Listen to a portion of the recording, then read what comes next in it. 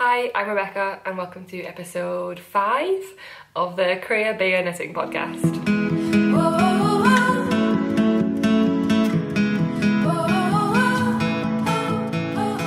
Hello and welcome. This is a vlog or a podcast all about knitting.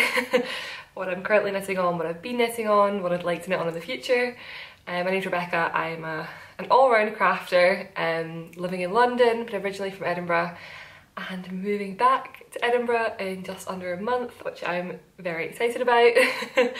And yeah, this is a podcast where I just chat about knitting, usually for about an hour. I have noticed the past few episodes have crept up, each one by like an extra few minutes. And yeah, I've got loads to talk about today. So I have 2 finished objects, I have a couple of whips, and I have acquisitions, but I have interesting acquisitions. I'm doing a yarn swap with another podcaster who I recommended last time, the wonderful Mega of the Skeins of Dreams podcast, and I are doing a swap. And I've got the yarn that I'll be sending to her, so I thought it would be nice to talk you through what I bought and why I got it and all those things. So let's get started. I have some notes because I never make notes for the podcast, I just hope for the best. But last time after recording, I realised I'd forgotten to say a few things, so I've made myself a checklist. So let's see if I remember everything this time. I filmed yesterday and my neighbour very inconveniently decided to try and cut down some trees in their garden. So I'm trying to film again today. And I'm hoping it's better. It was much brighter yesterday and today is really gloomy, so I'm literally sitting in the window. I think if my neighbour looked out they would see me talking to myself on, I have the camera stacked on top of 1, 2, 3, 4, 5, 6, 7, 8, 9, 10, 12 board games. So if everything tumbles at some point, then you know why, it's because my board game tower has given way. So before I go into everything, let me talk about what I'm wearing. And I think for the first time on the podcast, this is not like a recently finished object. I was going to wear my new no frills sweater, but I think it's just too dark.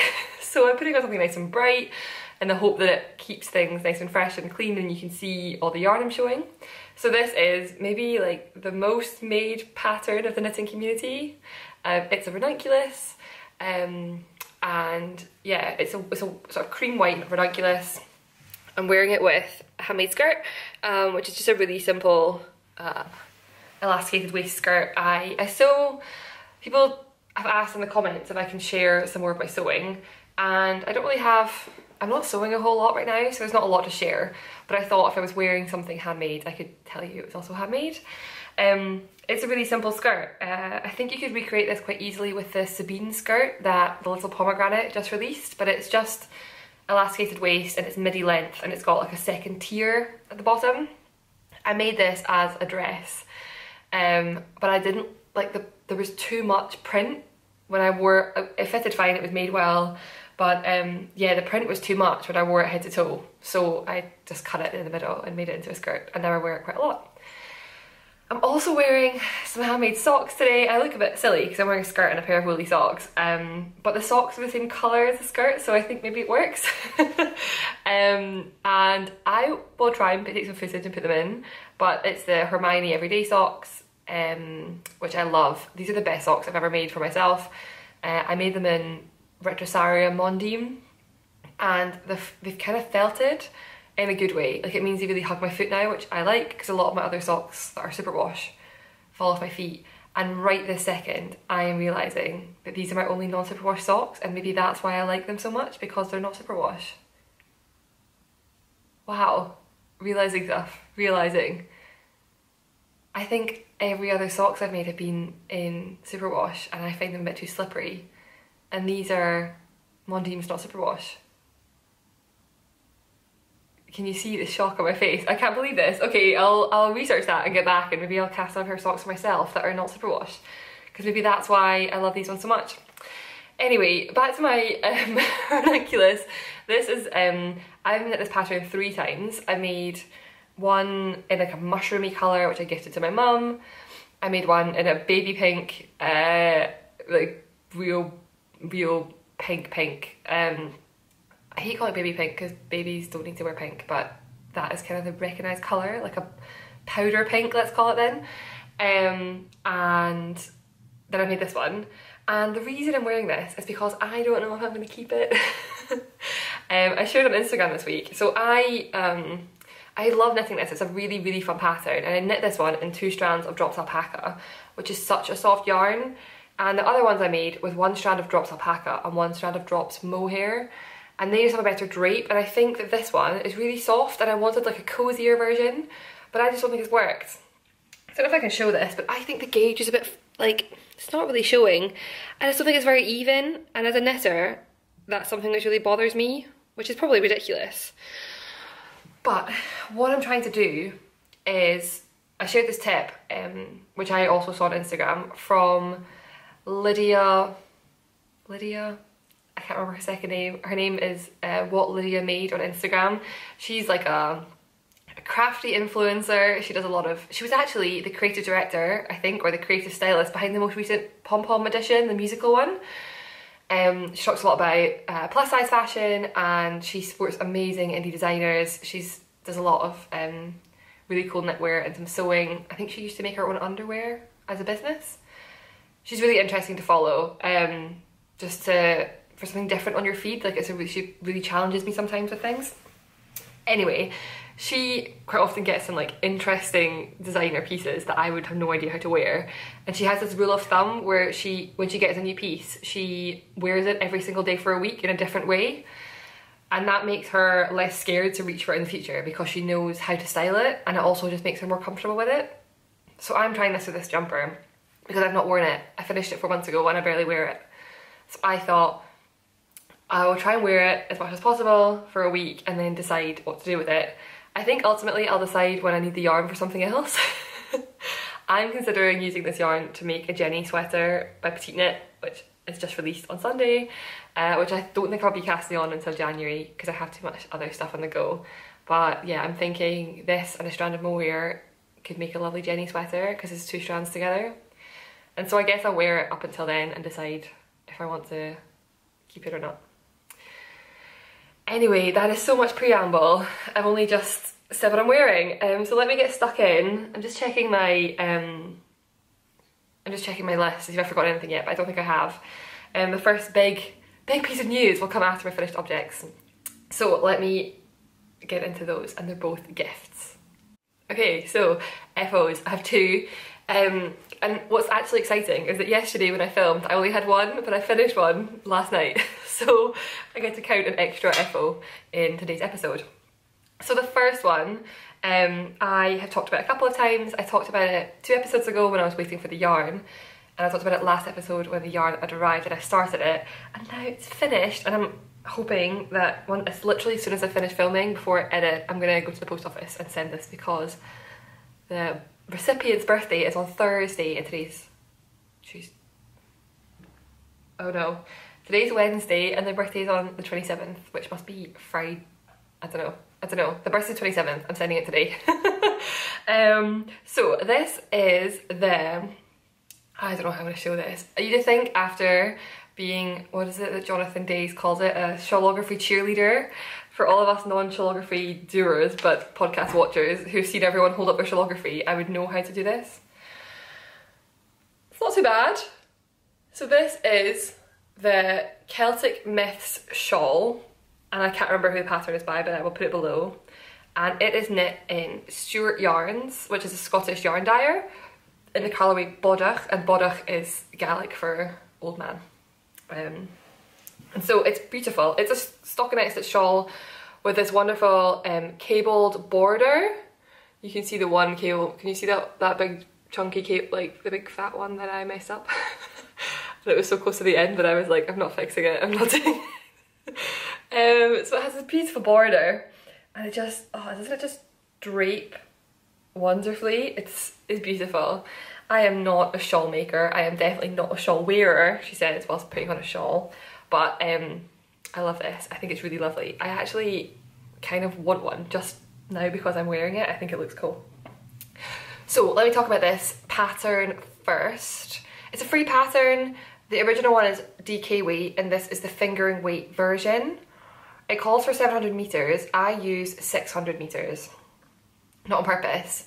The pattern, so I didn't gauge swatch because it's a shawl and I kind of decided as long as I'm happy with the fabric that comes out, I won't bother with gauge swatching because it can be whatever size it is. And I think the finished measurements the pattern gives are 50 centimeters deep by 150 centimeters long. And I think mine is 10 centimeters short both ways. So 10 to not deep enough and 10 shorter. And I'm guessing it's gauge. I'm a loose knitter and the pattern says if you're a loose knitter use a 3.5 and if you're a tight knitter use this. So I used the loose knitter one, but apparently maybe I'm not that loose of a knitter. So I have a bit of yarn left. I have about 50 grams left of this beautiful yarn. Oh, can you just see that? So I think the colourway is inspired by the dyer's grandfather, and the green is his garden. Like, he loves his garden, and my aunt loves it's for my aunt, and she really is a big gardener. And then the khaki colour in this represents his time in the RAF, so like the military colours. So yeah, I just think it's beautiful.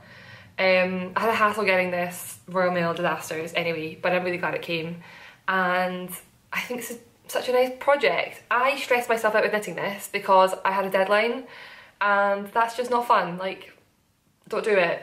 But I'm glad I finished it, and I'm really happy with the finished product, and I honestly want to make one for myself, but that's ridiculous. Maybe I'll make myself a DK one in the future. You knit the whole, it's free so I can talk about it quite openly. You cast on like a garter tab, and then you increase at 3 different, you can kind of see the increase lines maybe. You increase in the middle and on either side, and then at the end you add stitches and knit this border, and you pick up as you go and do like a cable, this cable pattern repeat, which is a lot of fun. I would, yeah, fully recommend it, fully recommend the yarn, love them both.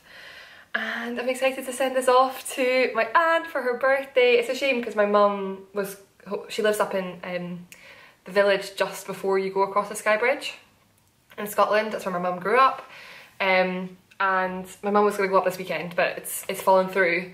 So I'm sending it straight to my aunt, which is fine, but it's a shame because my mum was so excited about the story behind the yarn that I kind of wish she could tell her herself. Anyway, so 50 grams left. I think at some point in the future, I'm not a big, it's not really a colour I wear a lot of, and I'm not a big hand-dyed yarn fan for myself, which sounds ridiculous. It's beautiful. I use it for like socks and things, but I don't wear a lot of it myself. So I think what would be really lovely is to make some form of colourwork cowl for my mum. My mum watches this, I think, sometimes. She sometimes tells me she's watched it, and she tells me she's read the comments, and she tells me I've bought too much yarn. So Mum, if you're watching, this might be something for you in the future. And I'm thinking like a cowl, like maybe the Selbu cowl by Inga, Knitting Traditions, but something which is colourwork and a plain yarn, so maybe like a light grey, or you know, a real neutral, or maybe like a taupe colour, and then this going through it as the contrast. So that is potentially the plan. That's my first FO is a shawl, which is a gift knit Celtic Myths fingering weight shawl in Stuart Yarns Bodach colourway for my aunt's big birthday, we'll say, this coming weekend, and I'm excited to post it off. So my second FO is also a gift. It's a Christmas gift. Who is she? She's so organised. It's my first, well, I've done some socks, but it's my first real finished Christmas knit. And this is in a bag, which I made myself. I bought some fat quarters on the trip to Cambridge a few weeks ago with the intention of making bags, and got home and realised I didn't really have enough for the kind of bags I wanted to make size-wise. So I made a couple of these, like, they're kind of awkward in between sizes, they don't really help. But also I'm exposing myself here. I'm pretty sure I've not, maybe I have on this one or I've not. Like, you need to sew the lining closed, and I just haven't done that. Just not done it, and I've used it for a whole project. And I've not pressed it, which is why it's all like not very clean corners. Anyway, I made some bags, and the rest have not yet been touched, but I think I'll stick to buying bags because I didn't find it all that, like, I like sewing, but I just didn't find it very fun. It was okay, it was fine. It was good practice for zips, but anyway. In here, I'm storing an FO, and it is a hat. So this is a gift for my boyfriend's dad, who definitely does not watch the podcast, but his mum might be watching the podcast. And Mandy, if you're watching, you can't spoil this. You can't tell him. I gifted her a skein of yarn for her birthday a few weeks ago, and she found it and saw it before she opened it. And she was like, oh, this is really nice yarn. I was like, yes, it's for you in 3 days from now. So yeah, no spoilers. So yeah, I got him, so I'm making him a hat, and I can tell the story of the yarn first. So well, let me show it first. So this is the hat. It's a beanie kind of style. It's a ribbed hat. It was so much fun to knit, and it's quite big. I modelled it on my boyfriend's head, and my boyfriend has a really big head, like 24 inches. So it's quite a big hat. I've not blocked it, which I think I probably need to give it like maybe a steam block. And yeah, this is it on my head for context. So the story behind this yarn is a new to me dyer who I found on Etsy. My boyfriend's parents are both from New Zealand and really enjoy supporting, like his dad especially really enjoys supporting like New Zealand businesses in the UK or wherever I can. So the fact that there was like a Kiwi business I thought was really cool. The yarn is, I believe, Australian. Sorry, it's not Australian. It's from New Zealand. It's New Zealand Merino. It's superwash, so 100% New Zealand superwash merino. And all of the colours are inspired by various Kiwi things. There is literally a colour we call Kiwi. But there's also like Hokey Pokey, which is an ice cream flavour. Pinot Noir, which of course is a very popular type of wine from New Zealand. And this one, so I really wanted to get him Pinot Noir because he likes wine. But this colour is called, I might mispronounce this, so apologies, Aoraki, which is the name of Mount Cook, which is the tallest peak in New Zealand. And that's, Aoraki is the Maori name for it. And I believe he likes the name so much that he named his business after it. So I thought it'd be really nice to get him something to make up something in the yarn. The yarn is from a company called Tumeke, and I believe Tumeke is too much in Maori, and it means like the concept being you can never have too much yarn or too much knitting. So I was just really, really happy with this. Like it just feels very like fateful, like all feels like it adds up really nicely, which I really love. I'm really, really happy with the finished product. The skein, like skeined up, it looked very, like it had a lot of yellow, and you can see, right, there's like the reflective yellow and purple throughout. And skeined up, I was worried it was gonna be like too much, but actually I think it's actually a really good neutral, which is what I wanted, something you can wear with everything, but also a bit different. And I really like how this has turned out. The pattern is a bit of a mashup. I started, so well, back and forward. The yarn was an Aran weight yarn, and it's 166 meters per 100 grams, I think, which is quite a thick Aran weight. And a lot of patterns I was finding, like I started with I think it's Mawson? I keep making that word up completely. A pattern by Jared Flood for Book and Tweed, which was a beanie, which I liked, in their Aran yarn, but their Aran is, in my opinion, definitely DKO weight. I think it's like 240 meters, which I think, I don't know. Anyway, it wasn't working, like the gauge wasn't gonna come out. And I also wanted something that was fun to knit and not gonna take me ages. So I kind of used a Pearl Soho classic ribbed beanie, but I knit this on a 4mm needle, and I cast on for the third size, which I think is like the small adult, which is it's a free pattern, so 108 stitches, but I made the tube the length of the largest size, which I think was 9.5 before I started crowning creases. I will say the crown, I did change the crown up a little bit just at the last little bit because I didn't have enough yarn left. Like I was playing yarn chicken. I've got about half a meter left, and so at the end I'd done some decreases, and then I just started doing like knit two togethers and then I just closed it off. It's a bit of a mashup, but I really enjoyed making this. I had a lot of fun. I cast this on Friday. We went to, it's really fun. We went to, there's a real classic cinema, independent cinema in London called Prince Charles Cinema, and they are can't remember what it's called, something like a repertoire cinema. They do a lot of older screenings, and they do sing-alongs, they do quote-alongs, they do a lot of new like indie releases, but also a lot of older things. They're doing we had to talk ourselves out of doing the overnight Lord of the Rings marathon, which I think was from like 9 PM till 7 AM, and decided it wasn't worth it. It was just too much. But we went to see Jaws and Jurassic Park back to back on Friday night, which was so nice. I've never seen either movie, which I know makes me a terrible person, but I hadn't seen either, and so it was really fun to see them both. And then it was also really nice to just sit. It wasn't very busy, so I just sit there for like, it was like 4.5 hours in the dark and in the quiet and watch the movie. And it felt like we did something, like we went out and spent Friday night out somewhere, but it was very relaxing because there was no socialising and no light. It's a bit of an old person here, but I really enjoyed it. So I took my hat and I took my Maya cardigan and I knit the whole way through, and I think I got like half of it done during the movie. And the rest of it's just like tickled over. Didn't really feel like I was knitting on it. So I have placed an order with Knit Yarns, which is Simone of Knit Yarns, who carries a lot of really cool things like Filcolana and a lot of Sandnes Garn, some drops, a few things. I had a birthday voucher from August, which I still haven't used, so I placed an order for some mohair to go with the yarn I already have. And I also added on 4 skeins, so like 2 of each colour of the Sandnes Garn Peer Gynt, yeah, Peer Gynt I think, which is a similar weight I think to this one, like slightly finer but similar weight, and that will be 2 more Christmas presents. And I'm just looking forward to, like, I just really enjoyed the process of knitting it. It was really fun, it was really small, it just flew. So yeah, those are my FOs. And I'm going to talk about WIPs, but before that I have something really exciting, which is a new knit along that I'm part of. I guess I'm co-hosting, which sounds very formal. Okay, so the exciting news.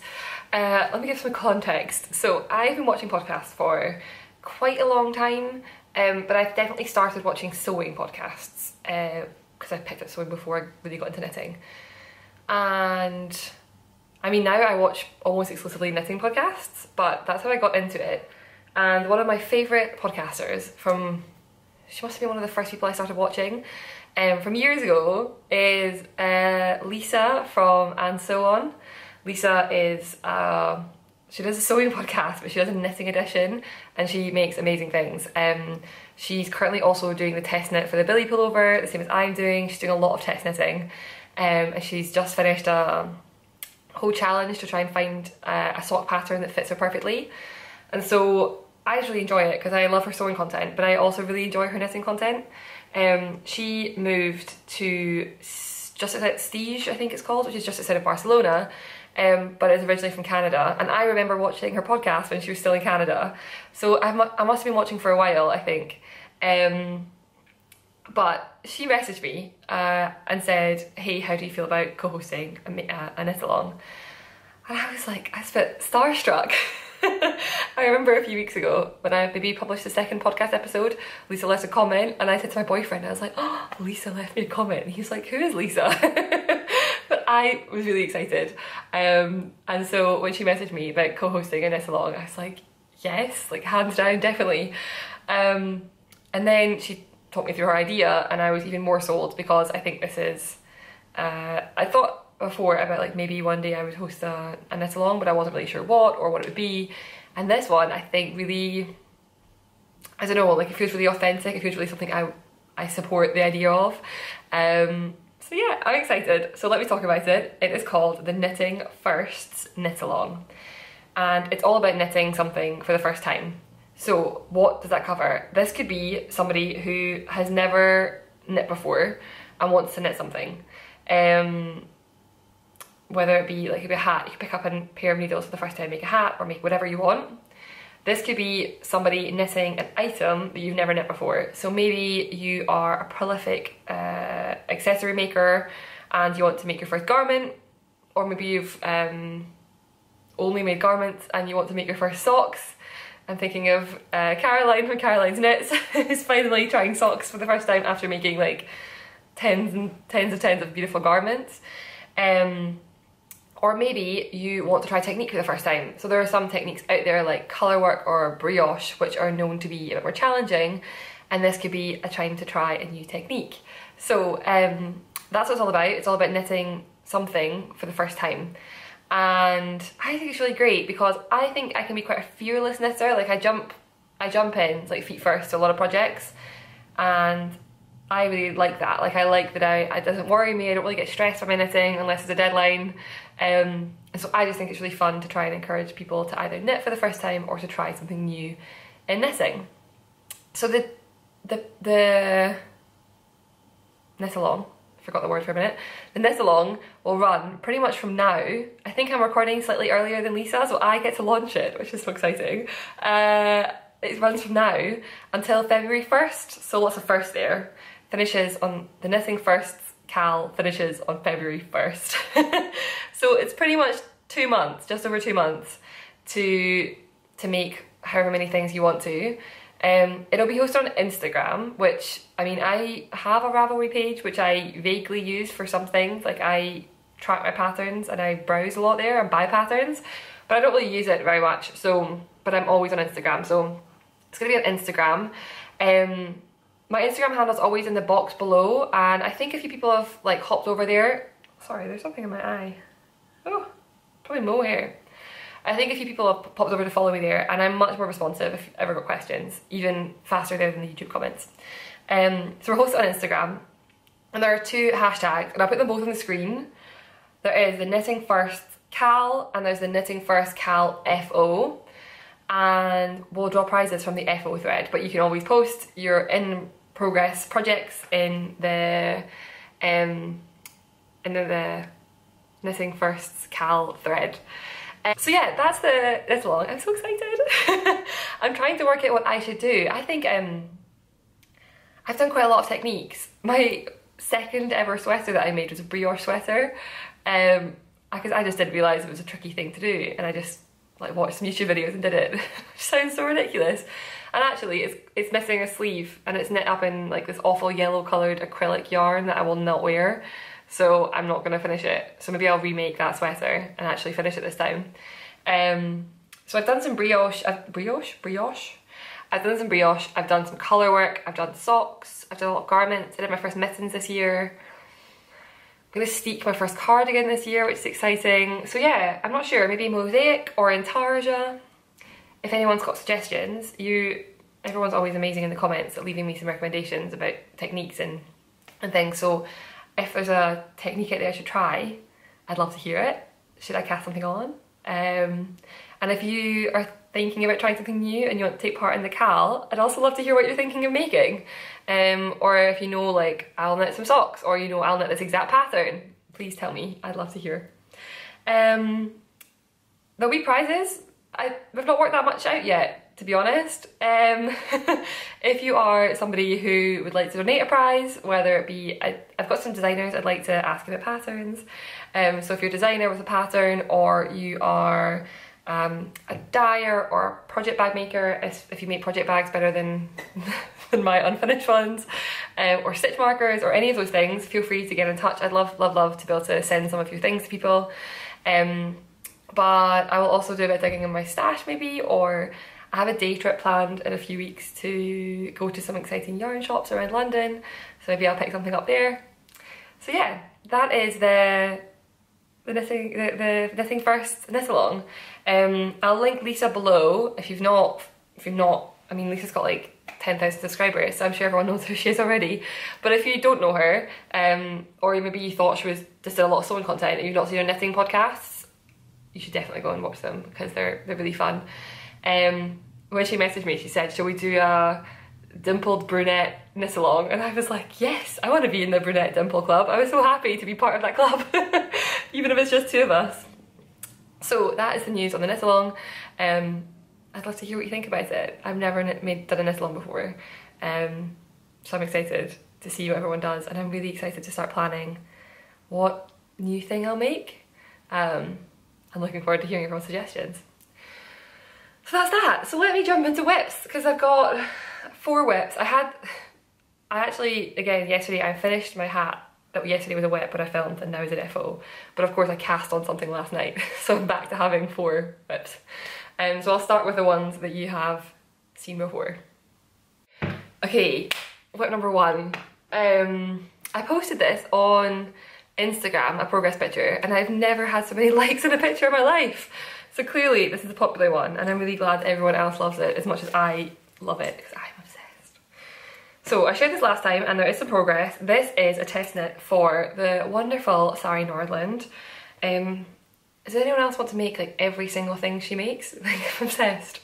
So I am test knitting her Billy pullover, and this is it. It is an all over cable design with raglan cable increases and this like super amazing chunky collar. I am knitting it in the yarn which the same yarn she made hers in. It's not recommended, she just says use whatever you want to get gauge. But it's the Cascade 220. This is the colourway Shire, and if anyone is a returning viewer, they will know I had a dilemma that I thought this would be too dark, but I love it. I think it's amazing. So I've done, for the deadline for the test knit is the 1st of December, or maybe the last day of November, and by then you have to have done the yoke and a sleeve to have officially finished the test knit. So I've done the yoke, and I knit basically until I split for sleeves and then knit until the end of that ball of yarn, and then I started on a sleeve. So I started this not that long ago, and I'm maybe, what is that, maybe 10 centimetres into the sleeve. Just there. And yeah, it is going, it's going so well. It's so much fun to knit. It's definitely a lot of work because there's a lot of cabling, but it's quite intuitive, and I think you cable pretty much every 4th row, 5th row, 4th row, 5th row, I'm not sure, I can't remember. But you cable quite regularly. But I find that those rows are slow, but then the 3 in the middle go really fast. And so with cables, I find this always when I knit cables, I'm always excited to get to the next row, because you're like, it's either I just knit this cable row and I'm done, or it's like, oh, I'll just knit the next 3 rows and then stop at the next cable. So it's quite like popcorn knitting. And it's just, oh, this collar is amazing. You pick up and knit it and then you fold it over. And I chose to do that one before I finished, like the pattern says do it at the end. But I actually made my yoke a bit deeper than the pattern. And so I decided to do the collar so I could try it on properly and like make sure it was the right depth and things. It looks really small, I will say, but that's just because of the cabling. It's a really like super stretchy fabric, right, because of the cables. So I'll block this quite aggressively, I think. And I think the result of it is like a boxy shaped cabled cardigan. I'm pretty sure the body has no like shaping. The sleeves have very minimal decreases, like just a couple throughout the sleeve, so it's all quite like boxy. I'm so excited. This is both a product and a process knit. Like, I'm really excited to have the finished product, but I'm really enjoying the process, and I think those are like perfect projects. I put this down for a little while to finish the shawl, and now it's back and on the needles and going, so I think I should get the sleeve finished pretty soon. I should probably do a bit more on it today and tomorrow, and maybe get it finished over the weekend, I reckon. What's today, Wednesday? Yeah, I think this could be done. I mean, it has to be done by next week, right? So this will be done, this sleeve, pretty quick.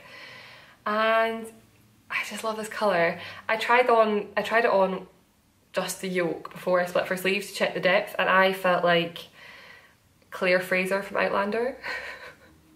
I'm a big Outlander fan. Yeah, I don't really ever want to be a Sassenach, but if I had to be any Sassenach, I'd pick Claire Fraser. And that's just what I felt with this. I think like the dark hair and the rustic and the green, that's who I felt like. So yeah, this is my first WIP, and I'm loving it.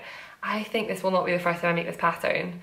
I feel like cables is something I crave sometimes. Like, I really want to knit a cabled project, and this completely scratches that itch. So a lot of testers have done it in the really neutral cream colour, and I could see myself doing that. Maybe like a tweedy one in the future at some point. But yeah, this is my first WIP, is my Billy pullover by Sari Nordland. So, my second WIP. Okay, My second whip, I didn't think I'd have progress on this, but I took this one to the cinema with us to see the double header, and so there is progress. And this is the Maya cardigan, which is a free pattern by Helene Magnusson for Yarbo. It's knit up in Letlopi, which is a 100% Icelandic yarn, and it is a colourwork pattern. And this is what I have. I just split for sleeves last time, so all that like below the colourwork is pretty much fresh. It's on a really small cable, sorry. It's not very easy to show, but you can see the fun part, which is the colourwork. And this is intended to be like my festive-y Christmas garment. And I say garment because it's going to be a cardigan, and I'm going to steek this. So I have my steek stitches there, and I'm gonna cut it up. Talking of knitting first, I'm gonna cut it all up. I'm terrified. I'm just not thinking about it. I will cross that bridge when the rest of the garment's finished and it's blocked, and I'm like, okay, now let's focus on steeking. I've talked about this pattern a lot on the podcast. I'm knitting it top down, mostly because when I cast on something, I want to do the exciting bit right away, which is the colourwork.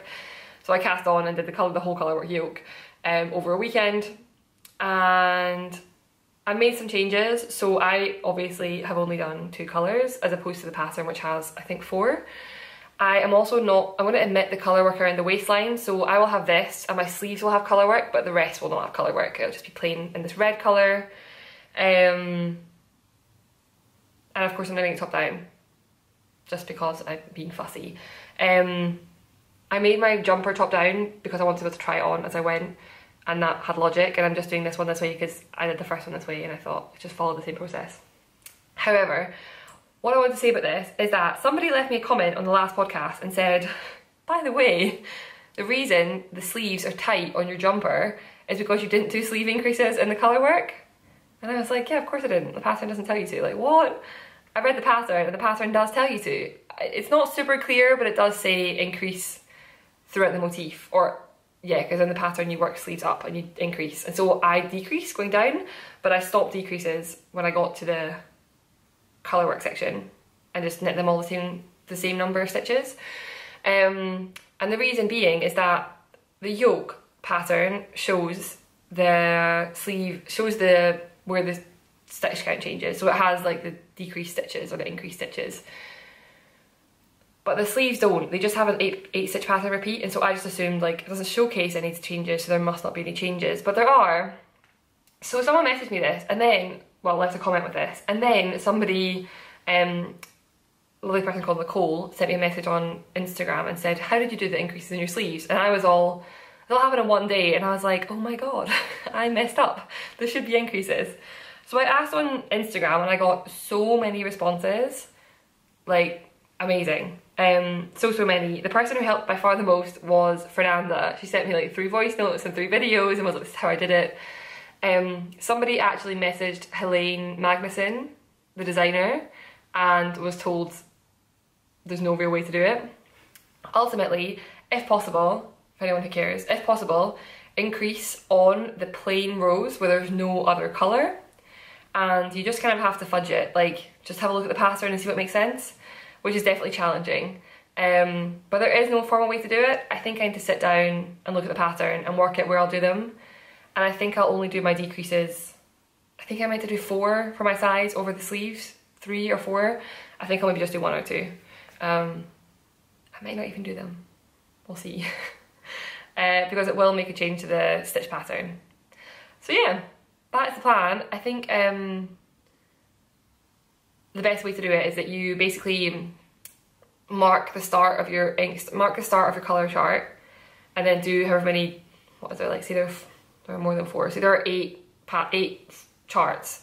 So you mark all 8 and then you increase in the either side. I'm going to explain this so poorly, but you increase either side of those, and then you try to incorporate, so you keep those charts the same all the way around, and you increase between the charts at the start and the beginning of the round. So you increase there, and then you try to incorporate them into the colour that makes the most sense for that round. So yeah, that is my Maya cardigan. It needs to get some love because Christmas is coming and I want to be able to wear this not just for Christmas Day, but like in the run up. So I need to get a move on. The rest of it's mostly just stocking stitch, and then the sleeves I can do like in a day each, I think, with some concentrated knitting. So yeah, That's a Mara cardigan. It's my second whip. And I've got 2 more and they're both new. Okay, I'll show you the next one. I'm excited for this. So last time I shared a finished object and wore my Magnolia Bloom cardigan and I didn't like it. And I noticed in editing and some people commented that I was like pulling at it the whole time and like very obviously not comfortable. And that's an amazing suggestion. So somebody suggested, I love this one.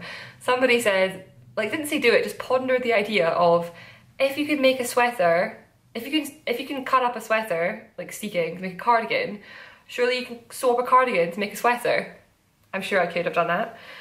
Somebody suggested making a pillowcase, which also would have been beautiful.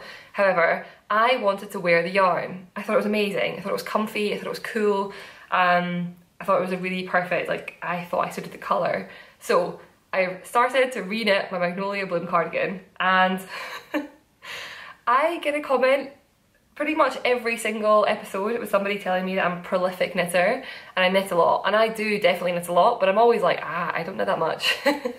And then I realised that as well as all of like 2 FOs, I also have knit the entire body of a sweater since the last episode, and I think, oh yeah, maybe okay, maybe I am a prolific knitter. So this is going to be hard to show, but this is a sweater number 9 by My Favourite Things Knitwear. It is a bulky weight pattern, which is, I chose it for this. Actually, let's not lie, I did not choose it. Is it Emma at Posser and Bloom? Posser and Bloom podcast. She's making one of these. Same cascade yarn, different mohair, but same colour, and I just copied her. So I didn't choose anything. I follows like a sheep. But it works perfectly for the yarn. So it has, the pattern has this like really deep, like lovely, it's kind of a turtleneck, it's kind of a funnel neck. And then it has this really cool raglan detail. And it comes in 2 sizes, I'm like 2 lengths. I'm knitting the longest length. And last night I finished the rib on the bottom. And now I just have to knit some sleeves, which I can do as soon as I have a cable. I ordered another cable to build into these on. Because I think I'm knitting on a 6.5 and I didn't have a fixed round and I'm using all my small cables. So yeah. So I'm so excited to wear this. We're kind of past the autumn. I'm like putting my hair around to see what it will look like.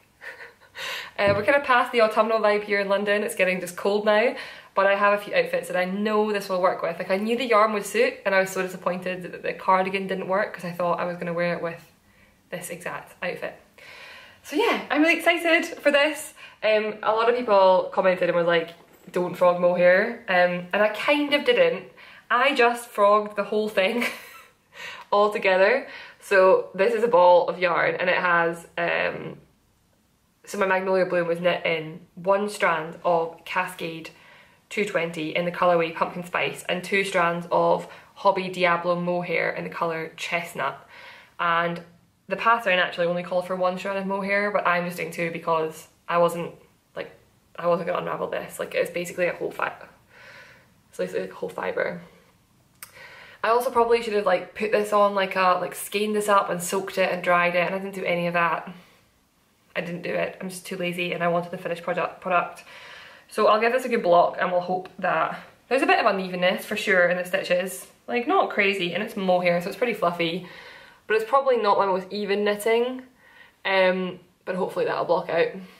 So yeah, that is my 3rd whip. Maybe this will be an FO for next time if I can get some sleeves done in a couple of weeks, which I should, because I just want to wear this. And it's been fun to knit on. It's just like super plain stockinette. What's interesting is I can't really work it when I finish this. Like, I remember spending an afternoon on the collar, and then I remember spending last night doing the ribbing, and I don't remember really how the rest of it went. I think it just knit itself, which is a really great sign of a pattern. I have made this pattern before when I first started knitting in this like ugly grey acrylic. To be fair, I have nothing wrong with acrylic yarn. It suits. For some people it's perfect for their budget, for some projects it's perfect. I just felt really squeaky and I just didn't like it. And it was like really, it was like too round. The yarn was too round, and so just, I don't know, it wasn't great. So this is, I already had the pattern, which was nice, and this will be my first proper version that I can wear. I will say, when I tried it on, I found the neck to be really high, like kind of uncomfortably so. And so I kind of tucked it under when I tried it on, which looks a bit silly like this, but I liked how that was. Like it was a kind of like mock neck vibes, which I thought was cool as well. So yeah, that is my, this yarn has been through it, right? Like it was a plan, it was like knitting plans, and then it was work in progress, and then it was an FO, and then it was a what I'm wearing today, and now it's back to being a work in progress. So it's a real, I don't think that's the definition of a workhorse yarn, but it does mean it's worked pretty hard for its place on the podcast. So yeah, that's WIP number 3. And I have one more, which I just cast on last night. It is a gift. It is a gift for my mum for Christmas. I doubt she's watching this far, but if you happen to be still watching, Mum, don't watch anymore, because this is for you. So this is a Spiritual Guardian cowl. So I made one before, and I think a few people have started making them. Like a few people tag me in things on Instagram, which I love to see because it's an amazing pattern. It's written by Kat Weaver, who is Heather and Hops on Instagram. And I'll have a picture in. It's a really cool like cabled cowl ultimately. And the pattern is either knit up in, so it's DK weight, so either fingering and mohair, or you can just make it in DK, and I made myself a DK one, which I love. I really love it. These are really easy to wear. I want to make myself one with mohair, but I'll do it at some point after Christmas in January when I'm done gift knitting. But I'm making my mum one in mohair and Aran weight yarn. So this is also Cascade 220. I'm realising there's a lot of Cascade 220 in this podcast. I bought this yarn to make myself a cabled cardigan, and I did make it, and I'll wear it at some point. It was like I made it up as I went, and it could do some tweaking now, but I'm really proud of that cardigan because I designed it myself. But it was exactly what I had in my head. I made it, which was cool. So it was made up in this grey, I've got a tiny little nugget left to show you here. I have another skein. This like dove grey Cascade. Is that gonna focus? Kind of ish. Dove grey Cascade 220, and I'm actually using white mohair, which I have this much to show you. I had some scraps. If anyone remembers the very first podcast, I wore a green cardigan, like a sage green cardigan that I dyed from white mohair, and this is the white mohair. And I have like 3 skeins of it, so I'm using it, and I've pretty much just started. So you can't see a whole lot. I'm just on the first pattern repeat. So you can see some cables. It's quite nice and fluffy, which is nice. I think it'll be really nice around the neck. The pattern gives suggestions of like how to modify if you don't want to use the yarn weight. So I'm using 4mm needles, and the pattern lets you pick between making, I think it calls it snuggly or loose, and then long and short. So you can make it like narrow or wide, and you can make it like, you can repeat the pattern repeat, and you can repeat it however many times you want basically. So on my version that I made the longest and the widest, and on this one I'm hoping that because it's in Aran weight yarn, I can make this smaller, like it still would be as similar dimensions as the one I've made in DK, but I won't have to do as much knitting, which is perfect for gift knits. So I'm doing like this snuggly, but I think it'll be as big as mine, and I'm hoping to only do the pattern repeat twice, 3 times, I don't know, but the smaller amount. So yeah, that's on the needles. It's quite fun. I'm having a cable moment, as you can tell, but that's just to sort of plod along with for my mum, and I'm hoping my gift knits, with the exception of my socks, which let's not talk about them. I'm hoping my gift knits are kind of just like fun little background projects that just get done when I'm not really focusing on them, like the hat did.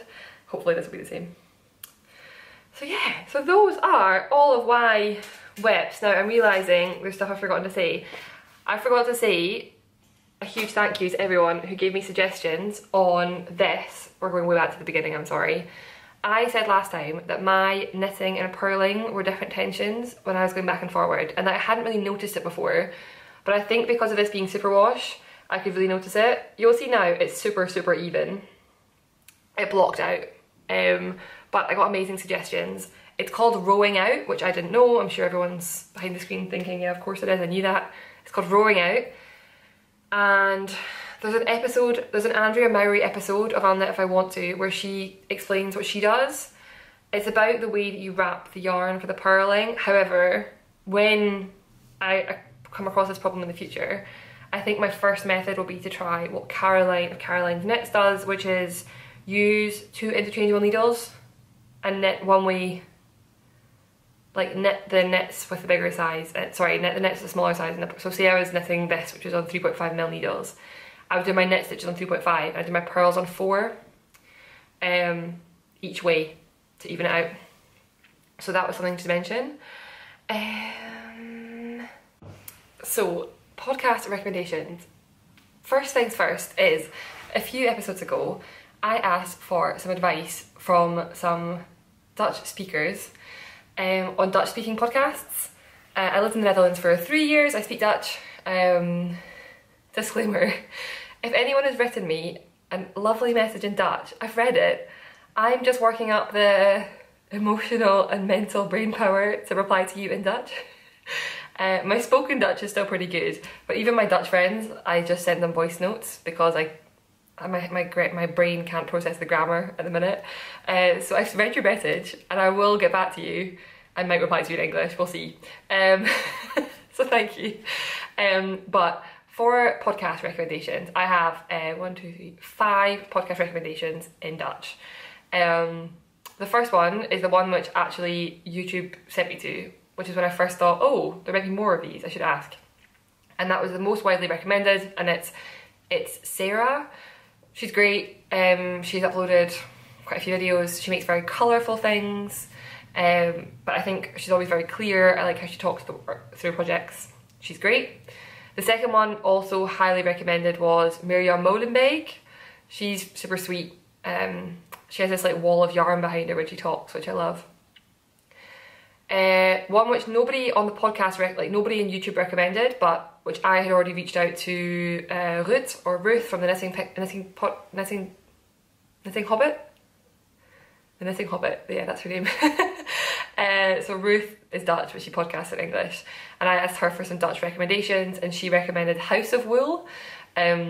I can't remember her name at all, but she makes a lot of things for her children. A lot of Scandinavian, so Norwegian, Danish patterns, a lot of like anchor sweaters, minis and stuff for her kids.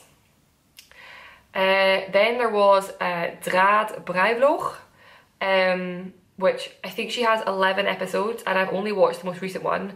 I think she's having a baby, she's had a baby, so she's disappeared a little bit.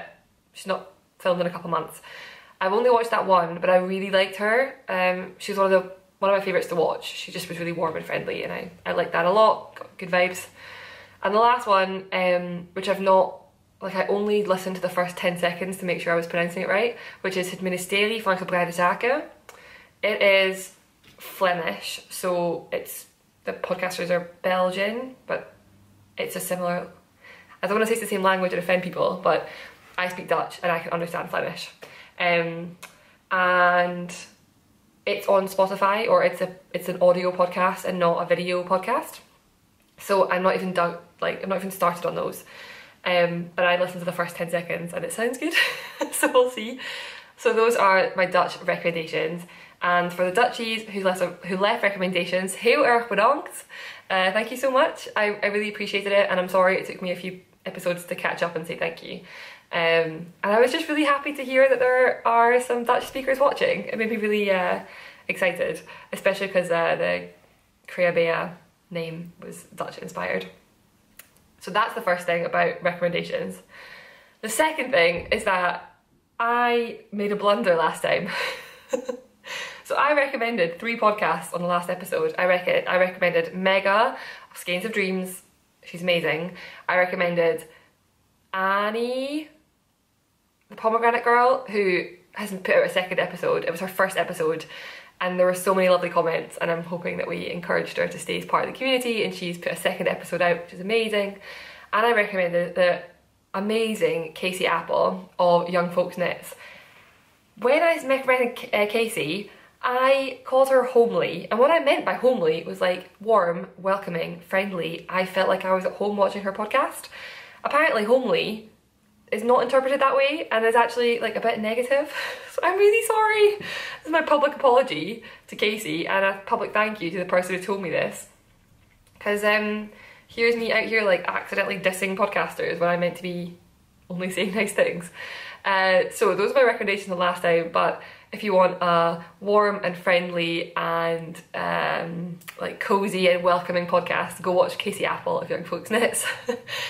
She's actually doing a knit along for the Humblebee shawl in January, and she's a beekeeper, and I think that's amazing. Like, she's a beekeeper, she keeps bees, and she's doing the Humblebee shawl knit along. So yeah, anyway, on that note of making mistakes, I have 2 recommended podcasts for this week. They're on my phone, so let me just get them.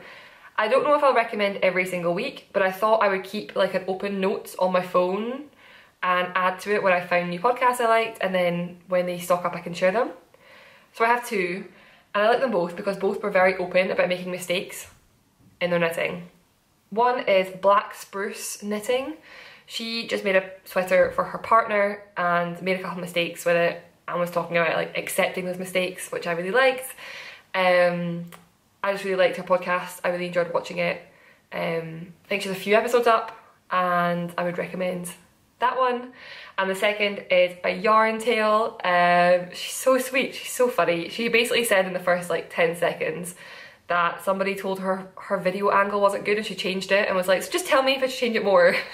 And I love this like open attitude to it, because we're not professionals and we're just enthusiastic knitters who like talking to cameras. So I really appreciated that.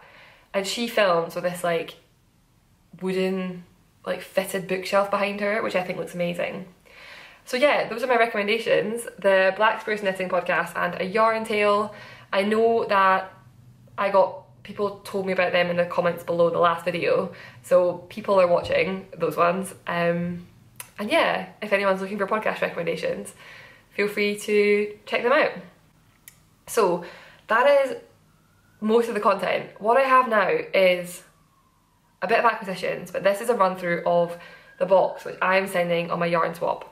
So it's a lot of yarn, a bit of a disclaimer, it's a lot. We are swapping yarns. I'm sending her a box of yarn, she's sending me a box of yarn, and I thought I would show you what I'm sending. So yeah, there's a lot to come.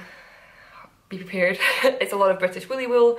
So I'll go through that, but I know not everyone loves seeing acquisitions, and it can be a bit daunting and overwhelming to see a whole box of yarn being talked about. So if it's not for you, I completely get it. There'll be a little bit of knitty chat at the end if you want to stick around. I've got a knit night to talk about and some life chat, so feel free to come back. But yeah, next up, yarn. Okay, so yarn swap.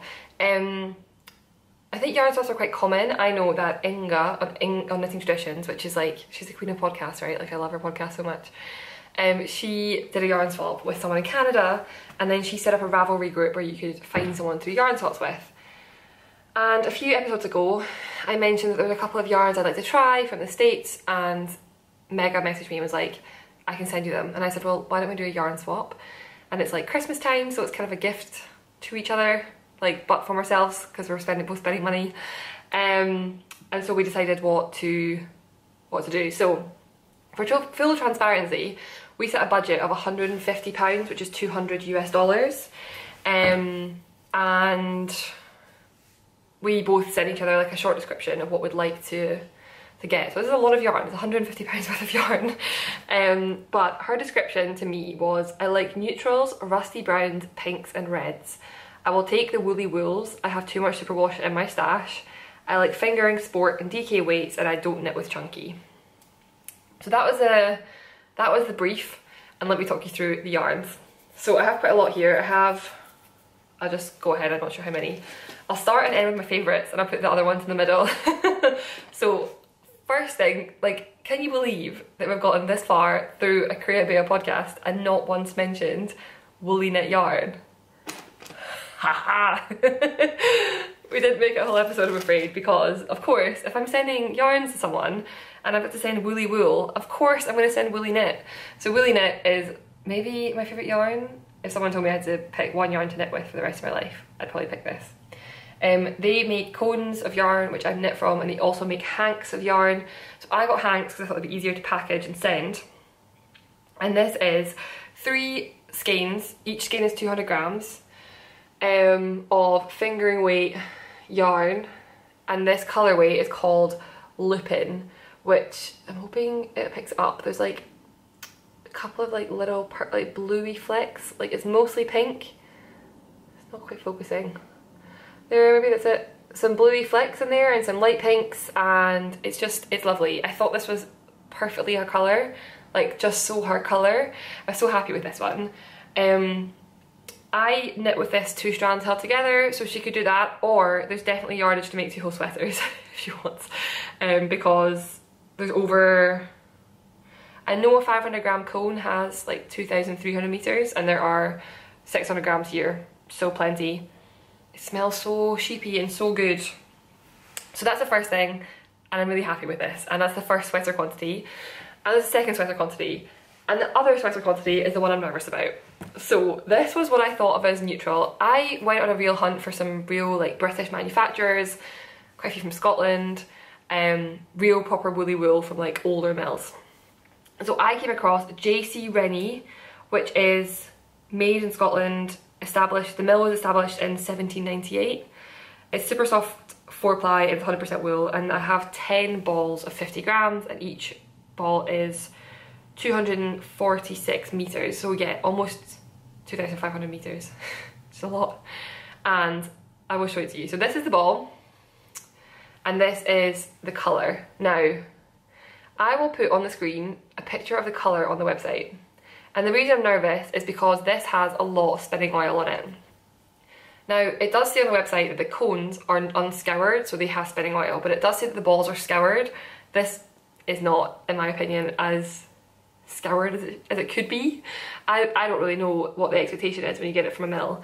I know that places like Holstgarn have quite a lot of spinning oil on them, and they really bloom when you knit with them, and I'm hoping this is the same. And it's a bit unfortunate that I can't keep one and swatch with it because I want to see, but I'll have to get Mega to report back. So the colour is called Heathland, and it should have, like, it is theoretically this like pale, like sort of oatmeal colour with these really lovely rainbow flecks, and you can kind of understand why that would be, but it's much more of a brown. And I can feel the oil. I'm not sure if you can see on like the ticket where it says the colour, like the ticket's even oily, the sticker's oily, and it smells like motor oil.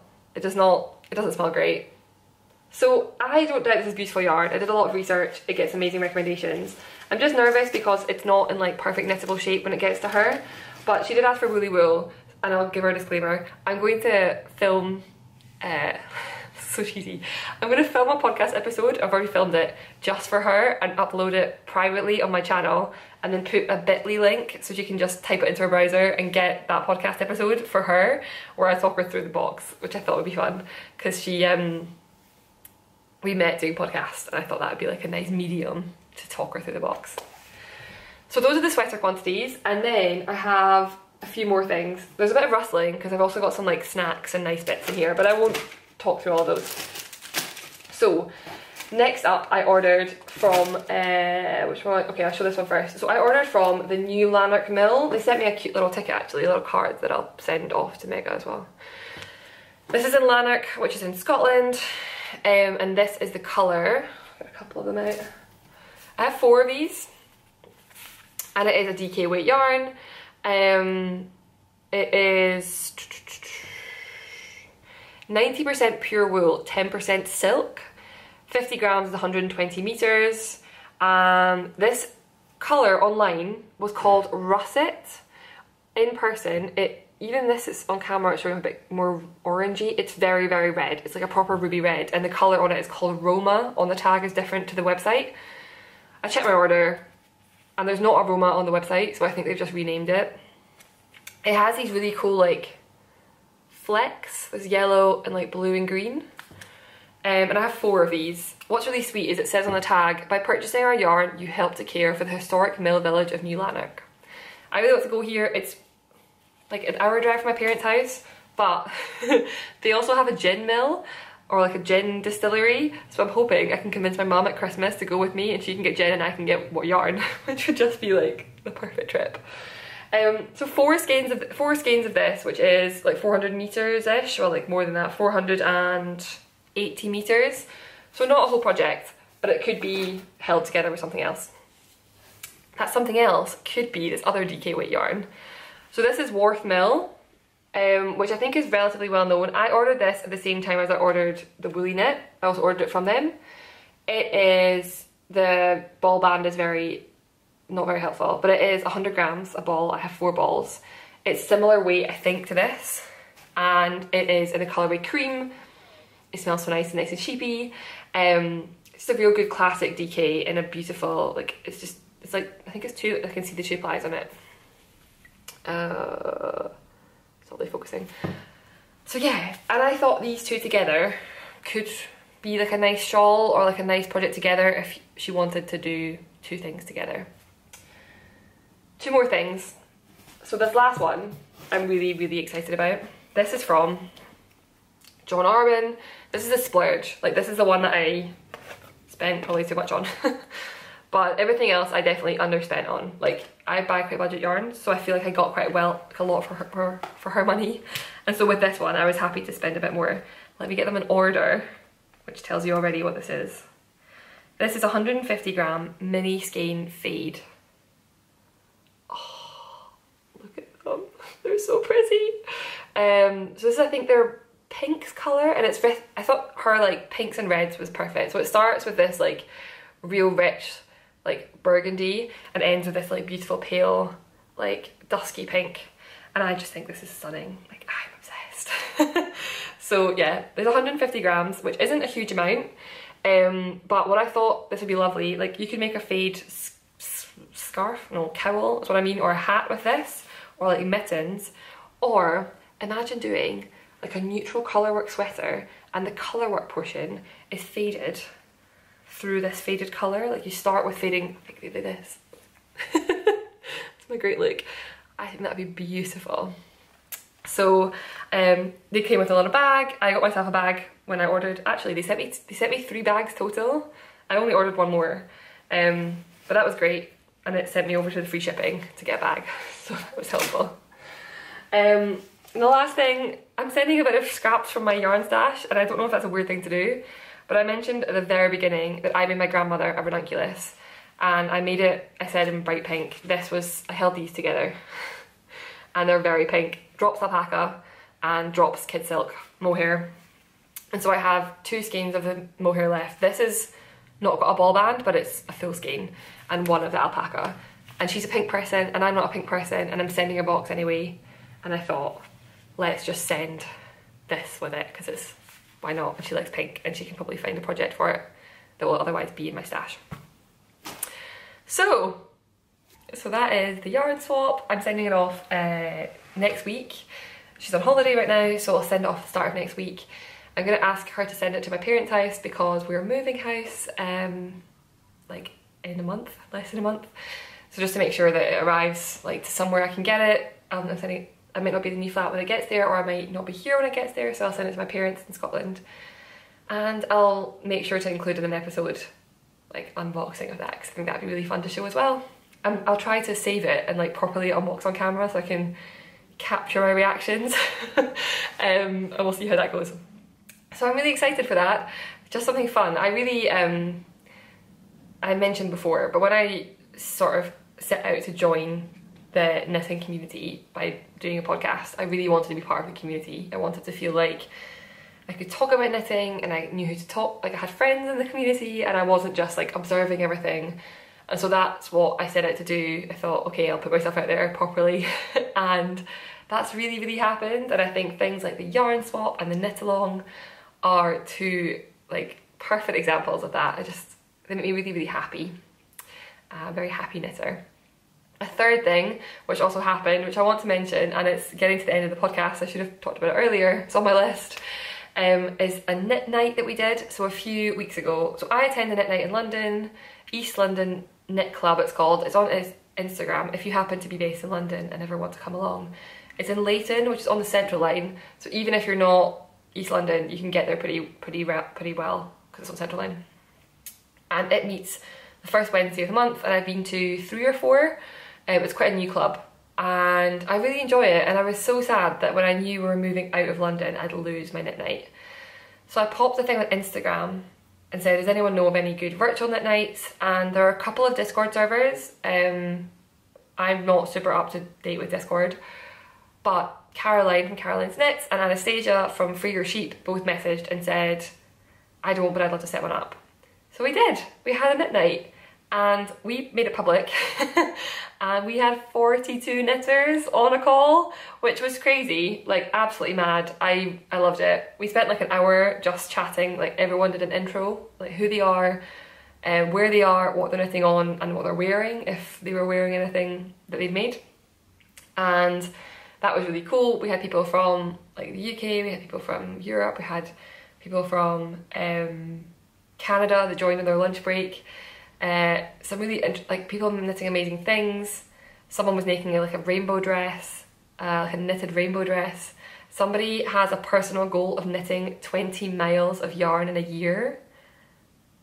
I just thought it was amazing, and last year they achieved it, and this year I think they may be off track, but they're still trying. And that was just so fun. Like it was just such a nice way to spend an evening.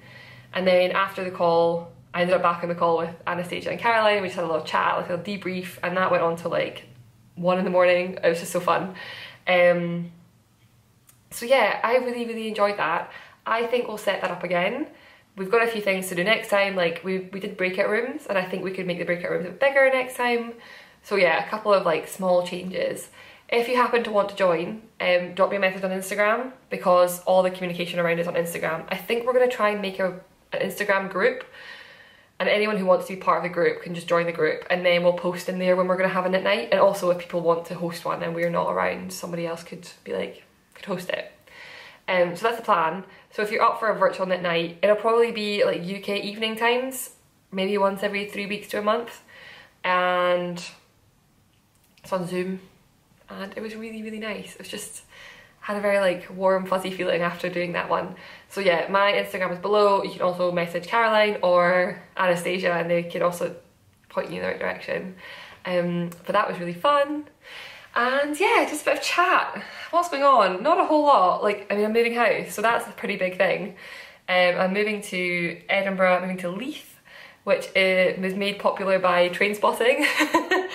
I had a bit of I was a bit sceptical because growing up I always thought that Leith was like not the nicest of areas, but it's definitely been gentrified and is now like quite cool, and it's kind of out of the city a little bit, like it's a 20-minute walk I think into the city centre.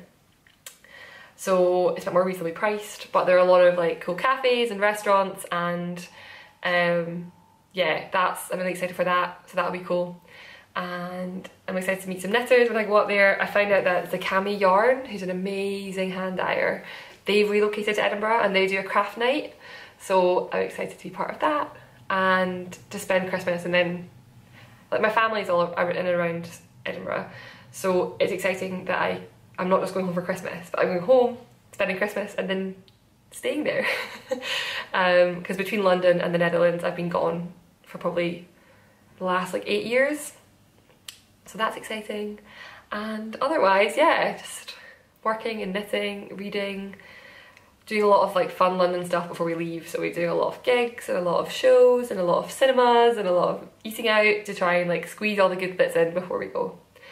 If you've stuck around this long, thank you. It's been a long episode, I think, maybe probably the longest yet. I feel like I've been filming for ages.